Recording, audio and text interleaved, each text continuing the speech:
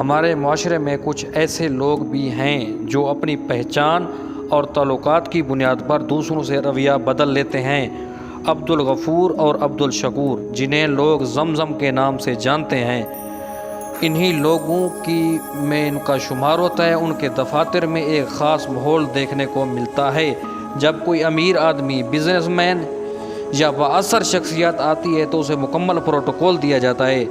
Guard دروازہ کھولتے ہیں، عملہ فوری توجہ دیتا ہے اور ملاقات کے لیے کوئی انتظار نہیں کرنا پڑتا۔ ان کے ساتھ نرم لہجہ اور خاص عزت سے پیش آیا جاتا ہے۔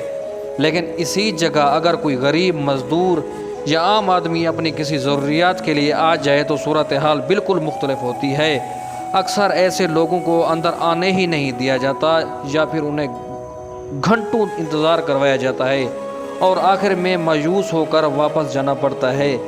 جب کوئی ایک واقعہ نہیں بلکہ رویہ ہے جو ہمارے معاشرے میں کئی جگہوں پر نظر آتا ہے، جہاں انسان کی کوئی قدر نہیں اس کی جیب سے کی جاتی ہے، نہ کہ اس کی ضروریات یا انسانیت سے۔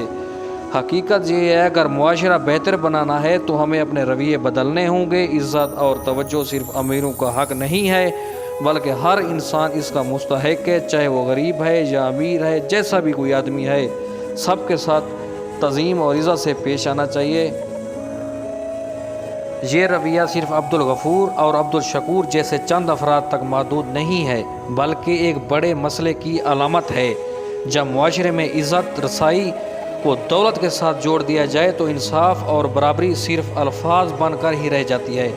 ایسے نظام دراصل دو طبقے پیدا کرتے ہیں، ایک وہ جن کے لیے ہر دروازہ کھلا ہوتا ہے اور دوسرا وہ جو بنیادی توجہ کے لیے بھی ترستے ہیں۔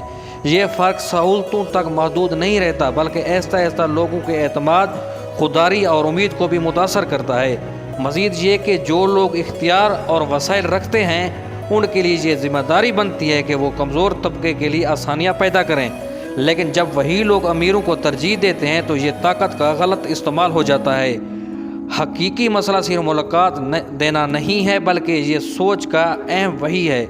جس کے پاس پیسہ ہے یہی سوچ معاشرتی ناانصافی کو بڑھاتی ہے اور طبقاتی تقسیم کو مضبوط کرتی ہے۔